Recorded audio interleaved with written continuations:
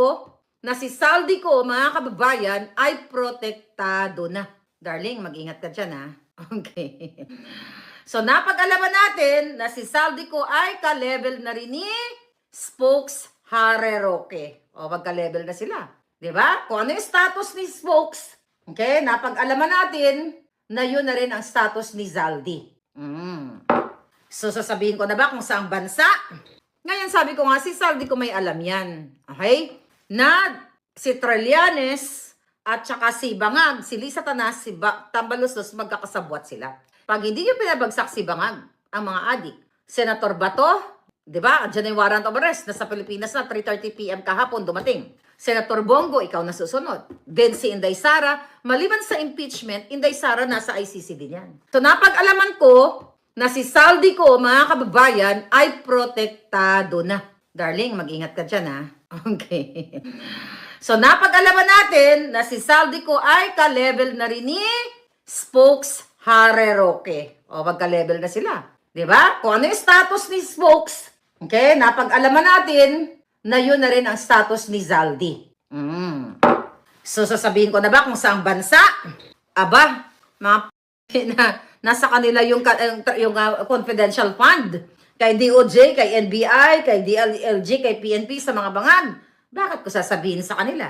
Diba? Ba't natin sasabihin sa kanila na dapat nila magtrabaho? Diba? Sabi ko nga, kahit si Zaldi ko, ako'y kinasuhan, maglalaban pa rin naman kami sa korte. Pero sooner or later, you know, sabi ko nga, Zaldi ko, dismiss it at magtandem tayo sa isang bangka, patubay natin ang mga addictus benedictus. Diba? Pero sinasabi ko, hindi siya absueldo dito. Pero at least, nakatulong siya na nag-expose siya sa taong bayan. Di mo kawawa din naman si Zaldi ko. Imagine mo, ginamit lang siya. Tapos ngayon, diniin siya ng diniin. It's the same, di ba, with the Discayas, na ngayon, pinahuhuli na sila. Ang punto ko, hindi sila malinis.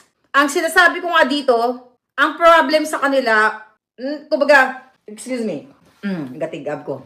Ang ibig sabihin, pumasok sila sa ganitong klase, sa ganung klaseng mundo. Which is, nakita nila ngayon, na hindi forever ang pakikipagkampiyan sa bangag. Kapag kailangan nilang ilaglag ka, ilalaglag ka nila. Di ba? Katanungan. Tanungin kay saldi ko kung magkano binayad sa ICC. Wala pa bang bago si saldi ko? Ngayon sabi ko nga, si saldi ko may alam yan. Okay?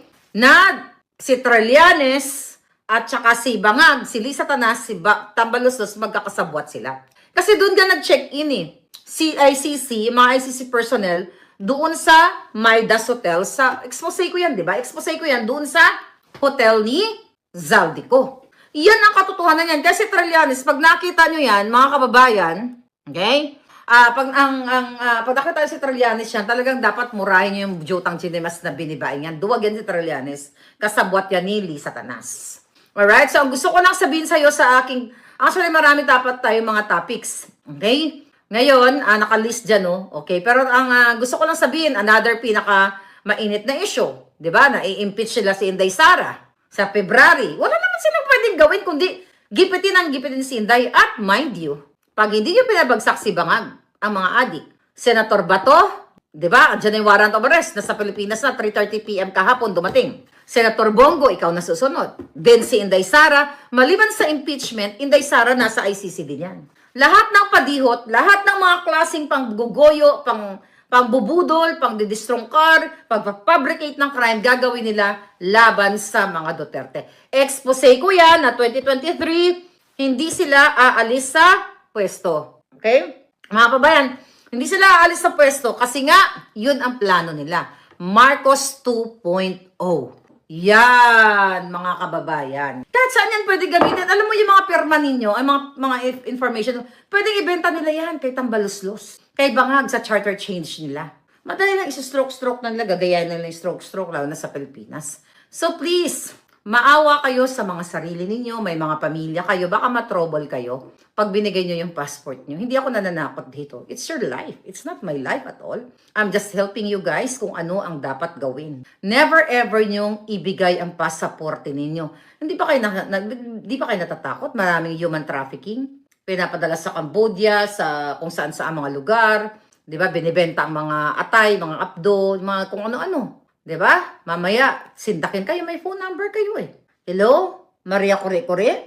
Hawak ko ang passport mo. Hawak ko ang ganito, ganyan, ganyan.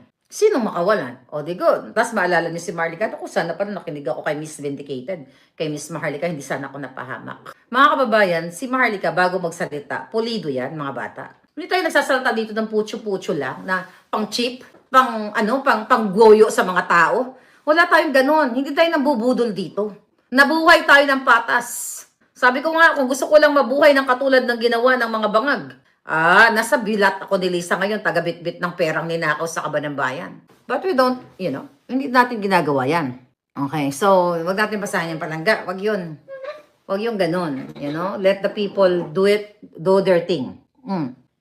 Possibility na iba-blackmail, kaya wag, sabi ni Sol Maharlika na wag ibibigay ang information. Pwede kayo i-blackmail. Knowing them, at ang nasa likod, ulit-ulitin ko po, ang nasa likod ng Tay kami naman ay isang babaeng mga palangga, sabi ko nga, lahat naman tayo gusto natin mapalaya si PRRD. Pero hindi po yan mapapalaya ng signature nyo. Hindi yan mapapalaya. Sabi ko nga, ang challenge ko sa inyo, let Inday Sara talk. Pag nagsabi si Inday Sara, tama po na itong ganitong klaseng form na ito ay para kay PRRD. Di ba? Hi, Jade. Jade, ikaw na nga lang magsalita sa kanila kasi, na-miss na ka pa. Alam mo ba, totoo yung hair niya? Diba? Ayan, buhok ko to buhok. Pareho kami ng hair. Dapat, Jade, kasi payat mo na ako ngayon.